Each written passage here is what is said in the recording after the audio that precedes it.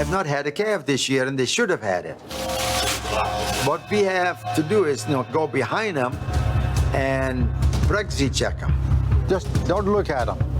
They do not like people. Just be careful, she'll kick. Yeah. I have no idea why it is, but they don't. Come on. Oh my gosh, it's giving me anxiety watching that. What an honor to have Dr. Pohl joining us this morning. The incredible Dr. Pohl, I should say. Of course, his show has been on Nat Geo Wild now for several seasons. And in January, we're excited to begin a new season with you. Currently in the middle, though, of these 12 days of Pohl, we're looking back at some of the favorites. What an honor to have you on the show. Good morning. Good morning, Carly. Nice having me here. It's amazing. Yes. So it was funny, before we got started, I was letting you know that my family and my nephew Marshall is a huge fan of yours. And it's interesting that, do you realize how many of the young ones that are, this is a true family show that I think keeps everyone on the edge of their seat. Yes, it is. And I'm very happy about that because, yes, we try to keep it clean, of course, but so many young kids, and the youngest one actually was 17 months old, that came to the clinic with a grin from ear to ear and from me. But yes, they love this show. And I think what it is that they see that it is real. And I think this is part of the nice thing where, I say many times, when we get kicked in the show, it hurts. And like you saw with that cow, you got to be careful sometimes. And that's the nice part, that the kids just see how real the show is. And I like that. Yeah. So what can we expect for this new season? The new season is actually a little bit of a surprise for me, too, because we are the first show that started filming again with this pandemic. I wanted to ask, when the production started. Yes. Oh, that started about, 3-4 months ago. And they're working now with remote cameras.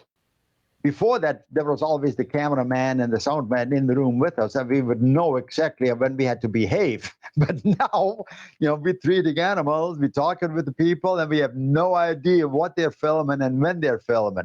So it's like candid camera. So I'm going to watch a couple of those too, see how they're doing it and what happened, and see if I have to be embarrassed or not. No, I don't think you have to be. Okay. So my nephew Marshall, he wanted me to ask you kind of what your favorite, because what's so fascinating about you is the different, the amount of animals that you see and you treat and you help. What are your particular favorites? Do you have any favorites? It's probably like picking a favorite child. No, not at all. I get that question all the time. My favorite animal is a healthy animal. There you go. No difference whether they have fur, skin, scales, it makes no difference. As long as I can help the animal, help it get better so the people are happy, that is what my favorite thing of the whole business is that I'm in. Yes, as a veterinarian, I think that you have to be able to treat any animal, because so many people now have different pets. And yes, they do get sick too. Just the other day, somebody brought in a 2-inch little box turtle. And yes, they were not feeding it right. So, you have to know these things. And mainly it's common sense. Yeah. I don't know about that. I feel like you have a lot more of that when it comes to animals. What is, as we close here, about 30 seconds left, what is your advice, since you have so many, such a big younger audience too that are watching and learning from you? What's your biggest advice for anyone that wants to go into this career path? I feel like you have a lot of people that want to grow up and be veterinarians, right? But what you have to do is make sure.